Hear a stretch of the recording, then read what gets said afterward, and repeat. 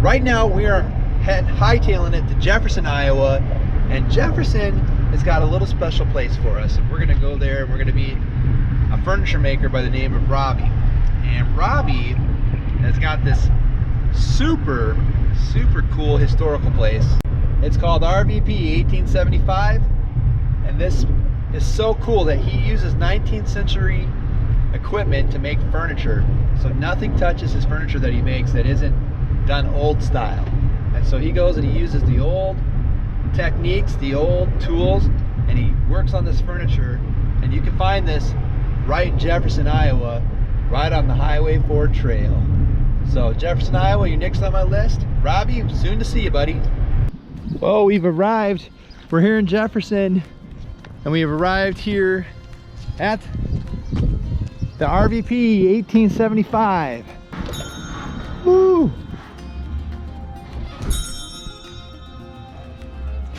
Well, hi, kitty cat. How are you doing? Huh? Hi. Hey, Robbie, how are you doing? Good. I'm assuming you're Robbie. Yes, I am. Nice to meet you. Hi. Yep, Dan, I'm also known as Country Pilgrim, so. Okay. Everything that we make is based in the year 1875. That's the year we picked to do all of our research to get the style for the furniture. And then we only use the tools that they had in 1875 to make all this. We are the world's leading historical furniture shop, not just in accuracy. We chop down the trees with an axe. We hand plane hand saw the boards. We cook up our own finishes. It's as accurate as you can get. But also in actual production, I do 70 pieces a year for customers. We're a nationally accredited museum, but we don't take state or federal funding. We build furniture for people. That's what keeps us going. And then we're building the world's strongest furniture. And that's because we've adopted a system of joinery in here called triple joining, which means every piece that we make is locked in all three dimensions with locking wooden joints. And that's the only time a piece of furniture is still going to be around in hundreds of years. Glue doesn't count. Nails and screws don't count. You got to have locking wooden joints. But as good as a dovetail is, you know, the whole point to the dovetail there is because the hole is wide at the bottom and narrow at the top. Okay, so when you put the chunk in there, that wide piece can't come out the narrow hole. That's what makes it lock. Now, as good as that is, it's only half a lock because it can still pull apart this way. And in triple joinery, there can be no weak directions. That's the challenge. How do you lock the weak direction of a joint? The rule was the next joint is to take care of the weak direction of this one. You chase it. So when we go to put shelves or dividers in a piece of furniture, you make your grooves dovetail shaped. Okay. And then you slide the shelf in there with the same shape, and that locks that every time you do it. Huh. So this lock is taking care of the weak direction of this joint. And then my next joint has to take care of this weak direction. You just keep chasing until there are no weak directions left. This has no choice but to be around for hundreds of years because we've done that. So the main joint in a frame shop wasn't the dovetail. It's the mortise and tenon, squares and square holes. So every time you see a board going to a leg in here, it's going inside that leg, which locks it in all directions except for one. And then you simply put a couple of pegs through that last direction, and that locks it. So you'll always see two pegs in a spot like that. Then my specialty are the pieces that were popular, so we call them the extinct pieces. We know that this was the most made piece of furniture in Iowa in the 1800s. They called it a chimney cupboard. They called it that because it was tall and skinny like a chimney. For 2 feet of floor, you got all that storage. But the whole idea here is, you know, the average log cabin that got built here in Iowa is only 10 by 14. So it's all about space saving. So tall and skinny, maximize your floor space. We know they made 10,000 of these in Iowa alone. And it's kind of fascinating to me because I've been looking for 27 years and I've never found a single one out of those 10,000. The most made table in Iowa in the 1800s, look like this, because it flipped. It saved you all that floor during the day, and then they kept their plates inside of it. They called it a hutch table or a chair table. The back of that chair flips down. And why I chose 1875, we're still in the pioneer era, and so these are very popular. But we also have people that got to Iowa in the 1830s and 40s, and they're ready for 10-foot tables and wardrobes and armoires and hutches. Those are what we call second generation furniture. Working all 17 woods that we can prove are being used in Iowa in the 1800s. And we just try to show every wood in 4 or 5 different colors and then let the customer walk around and go, okay, I want that wood in that color with those hinges. And then we work off a waiting list. By 1875, the factory had already taken over on the East Coast with furniture. And so you have thousands of unemployed furniture makers that then moved to the Midwest and started up their shops again. Well, the factory redefined the trade. I always say we lost about 800 years of history in 20 as the factory took this trade over in the late 1800s.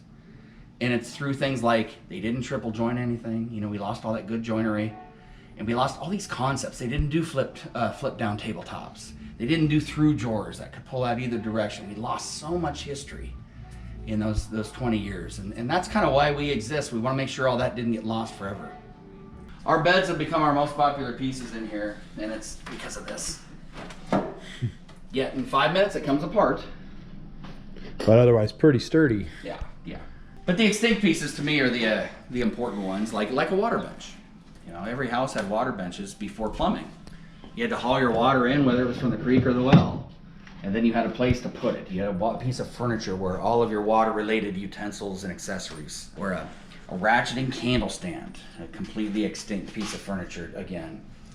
Sitting in a chair reading a book, you'd light a candle and do the best you could. If you're trying to light the whole room, you put 6 or 8 candles on there and ratchet it up. Adjustable lighting. That's the original lathe from the Amana colonies from the 1860s. Works on a foot pump.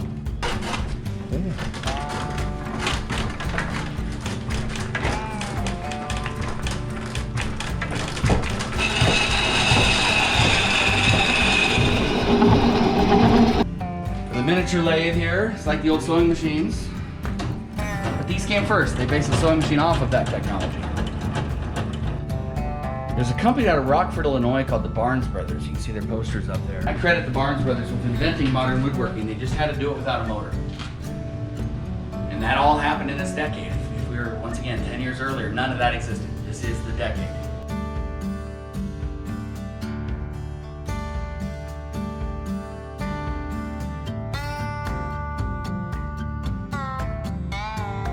Just a quick example here. What's surprising to most people is, you know, everybody assumes they get that we're doing this to preserve history and heritage and all that. But I say every day this trade is faster with hand tools than it is with power tools, and that's a surprise to most people. It's actually quicker, and that's because of, well, let's say I need to get rid of this tongue off of here, okay? And if I use the flat-bladed plane to do that, it's not very aggressive. It's not going to take very much at a time. We're just taking off, you know, and that's going to take 30, 40 strokes off of there. That is not faster than power tools. But this plane has a rounded blade, and the center of that round blade can dig up underneath the next wood grain, and it takes 1/8 of an inch with every stroke. So in 4 strokes, we've taken 1/2 inch off of there. Much faster than setting up your table saw to do that same cut. Now I'm just flattening there. We never put 2 boards together in here without a tongue and groove joint to make a wide board, because glue would just fail. So it's got to have that tongue and groove. So this plane here has 2 blades, and you run your fence along the face of the board, and it makes 2 cuts, leaving the middle.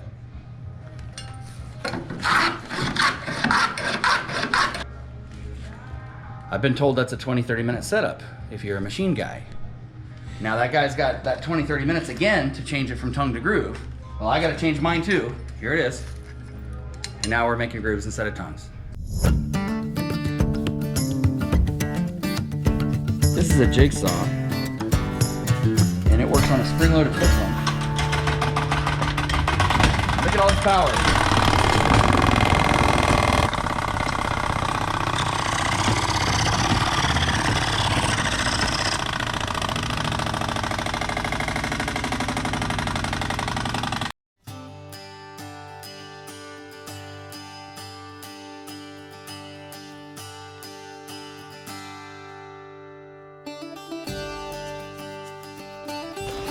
So this is the only professional theater company in Western Iowa. The History Boy Theater, we call it. We have 140 built-in seats, including a balcony up top there. A 2-level stage, gives us a lot of flexibility for scenes and sets. And we do musicals here, brand new stuff. Things running on Broadway this year is what we'll be doing next year in here. In fact, 6 out of the last 10 shows that we did here at History Boy, we were the Midwest premiere. So we had it before Chicago or Minneapolis after they closed on Broadway. And we've been the national premiere in this building twice. 3 years ago, we were named the best tourism attraction in the state of Iowa, but we think we're the best kept secret in the state too. I agree. People tell us every day they've never heard of it. That this whole 6,000 feet up here. So we got History Boy Theater here, and this is the 13th year production here in this building. That includes furniture shop and The stage? That was awesome. So 13 years here in Jefferson, Iowa, along the Highway 4 trail. Oh, I don't know if I'm gonna get there in time, but they got this cool bell tower. You can see the whole county from up top, and this thing is huge. And we're gonna try to climb it. I don't know if we're gonna be lucky or not. We'll try to get up there. But you don't really see this type of stuff in small town Iowa. And this is also on the stop for the Highway 4 trail.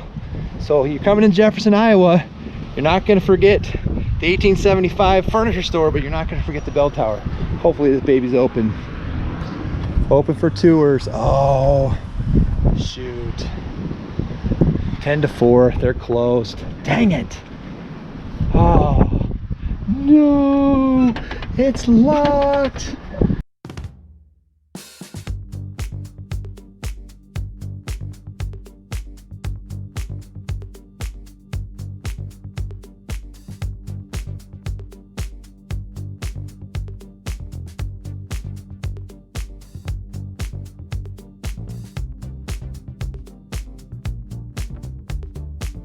This is Jefferson, Iowa. Now we're on to our next spot, Panora, Iowa. Here we come.